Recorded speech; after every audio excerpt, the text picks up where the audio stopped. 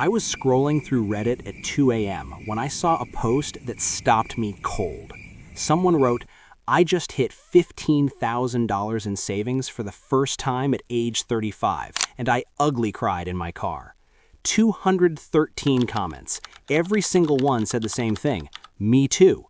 Why does reaching this specific number make grown adults cry? And why did my hands literally shake the first time I saw 5 digits in my checking account? Stick around, because what I'm about to share changed everything I thought I knew about money. Welcome to Smart Invest. Today we're talking about something that financial gurus won't tell you because it's too simple, too achievable, and honestly doesn't make them enough money in course sales. Before we dive in, if you want more real talk about building wealth without the BS, hit that subscribe button. We're building a community of people who actually want to understand money, not just watch Ferrari rental flex videos. Here's the truth. I spent 5 years making decent money, around $68K a year, and somehow had $410 in my savings account. I'm talking about that moment when your Uber Eats order gets declined and you have to check which card has $27 left on it. Anyone else been there? Yeah, I see you. But then something shifted, and I'm going to break down exactly what happens when you cross that $15,000 threshold, using real examples from my life and from the dozens of people I've interviewed who made this same journey in 2026. Section 1. The Paycheck to Paycheck Prison. Let me paint you a picture from last Tuesday. My friend Sarah texted our group chat, "Dinner at that new ramen place?" Now here's the thing. 2 years ago, this text would have sent me into a full anxiety spiral. I'd be sitting there calculating, okay, ramen is probably $22 now with inflation, plus tax and tip, that's $30, but I need gas money, and my phone bill auto-pays on Friday, and didn't I already go out for lunch on Monday? So I'd respond with some BS like, "I'm doing a cleanse," or "I have leftovers I need to finish," and everyone knows what that really means. It means you're broke, but you're too embarrassed to say it. This is what 67% of Americans deal with right now in 2026, according to the latest Federal Reserve data released in January 2026. Most people literally cannot handle a $500 emergency without borrowing money or putting it on a credit card. That's up from $400 just 2 years ago because of inflation. But here's what nobody talks about. It's not just the financial stress. It's the constant mental load. You're at work, but you're thinking about money. You're trying to sleep, but you're calculating whether you can afford your friend's birthday dinner on Saturday. You're on a date, but you're worried about whether you should have ordered the cheaper appetizer. I tracked my thoughts for 1 week using my phone's Notes app. Guess what? I thought about money, stress, bills, or affordability 134 times. That's like 19 times a day. That's mental real estate that could have been used for literally anything else. Learning a new skill, building a side hustle, actually being present with people I care about. Section 2. The Breaking Point. The moment that changed everything for me was stupidly mundane. My laptop died, just completely bricked itself during a Zoom meeting. Black screen of death. I'm a freelance graphic designer, so my laptop is basically my entire business. I need it to work. And a decent replacement was going to cost me $1,400 minimum in 2024. I remember sitting in my apartment, staring at my bank account. $710. My credit cards were already maxed out from previous emergencies. I called my mom, and I'm a grown adult, asking to borrow money again. That night, I made a decision. I was done living like this.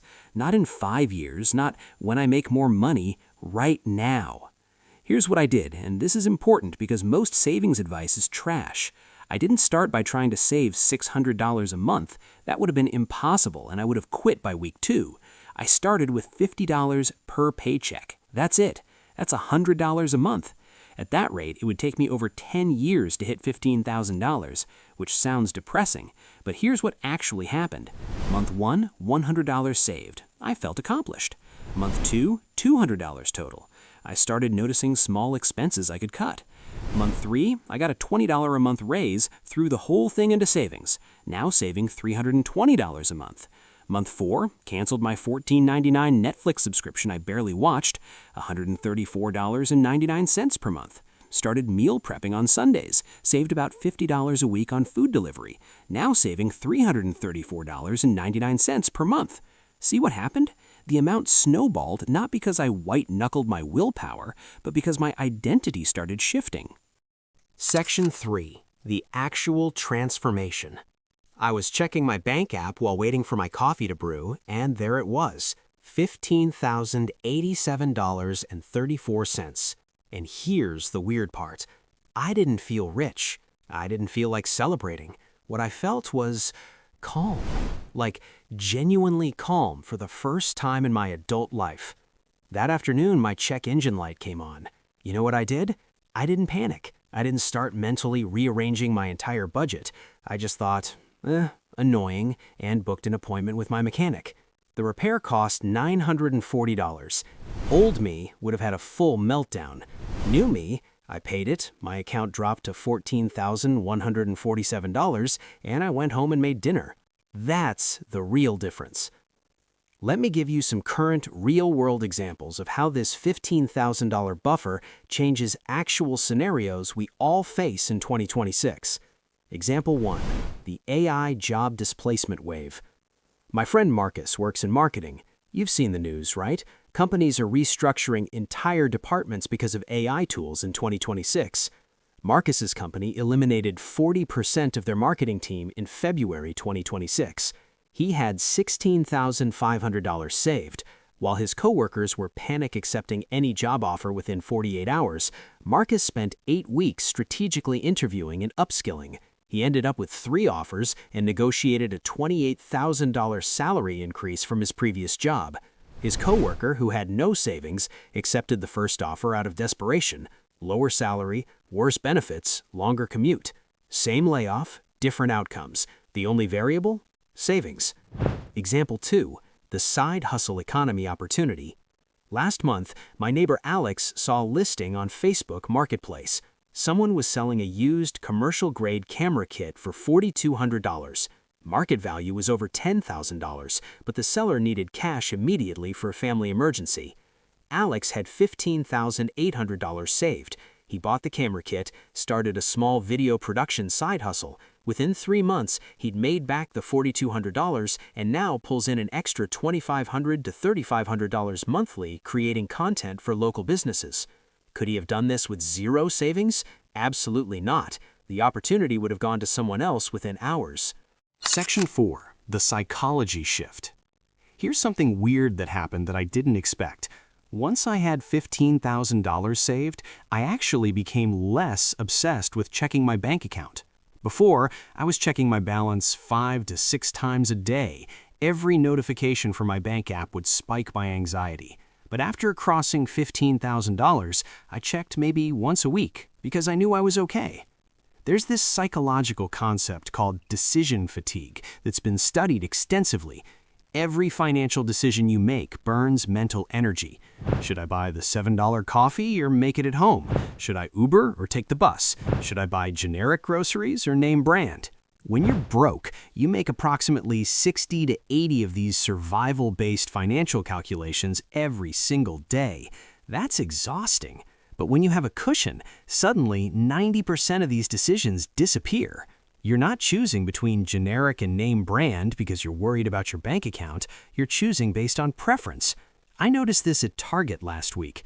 I needed laundry detergent. I just grabbed the one I liked without checking if there was a cheaper option because the difference was $4 and I genuinely didn't care about $4 anymore. This sounds small, but think about what happens when you're not burning mental energy on micro financial decisions all day. You have bandwidth for actually focusing at work, which leads to better performance and promotions, learning new skills in your free time, being present with friends and family, thinking strategically about your future instead of just surviving today. There's also this thing that happens with your cortisol levels. Cortisol is your stress hormone. A 2025 study from UC Berkeley found that people with at least $15,000 in emergency savings had cortisol levels 27% lower than those living paycheck to paycheck. Lower stress hormones mean better sleep. I went from 5 to 6 hours of broken sleep to solid 7 to 8 hours. Fewer stress-related health issues, better decision-making in all areas of life, improved relationships. Money stress is still the #1 cause of divorce in 2026. Section 6. The real talk. Let me address the elephant in the room. Some of you are thinking, $15,000? That sounds impossible. I can barely save $10. I get it. I was there. But here's what I learned. You don't need to save $15,000 at once. You need to become someone who saves consistently. Here's a realistic roadmap for 2026-2027. Month 1 through 3, the foundation. Start with whatever you can, even $30 per paycheck. Open a separate high-yield savings account. I use Marcus by Goldman Sachs. It's 4.35% APY right now in February 2026. Set up automatic transfers the day after payday. Don't touch it. Seriously, pretend it doesn't exist. Month 4 through 6, the optimization. Track your spending for 1 month using apps like Copilot, Monarch, or Rocket Money. Find 3 subscriptions to cancel. The average person has 8 they don't use in 2026. Negotiate 1 bill: phone, internet, car insurance. Increase savings by whatever you freed up. Months 7 through 12, the acceleration. Look for ways to increase income. AI-assisted side gigs, ask for raise, sell unused stuff on Poshmark or Mercari. Any extra money, tax refund, birthday cash, bonus, goes straight to savings. Your savings should be $250 to $500 per month by now. Month 13 to 28, the home stretch. You're in habit mode now. Saving feels automatic. Keep pushing. You're closer than you think. Average timeline to $15,000, 24 to 36 months for most people. Real 2026 expense cuts that actually work. Switch from $75 a month unlimited phone plan to $30 a month Mint Mobile or Visible. Saves $540 a year. Cancel 3 streaming services you barely watch. In 2026, people have Netflix, Hulu, Disney+, Max, Paramount+, Apple TV+, and watch maybe 2 regularly. Saves $40 a month equals $480 a year. Meal prep Sundays instead of DoorDash or Uber Eats lunches that now cost $18 to $25 per order saves $240 a month equals $2,880 a year.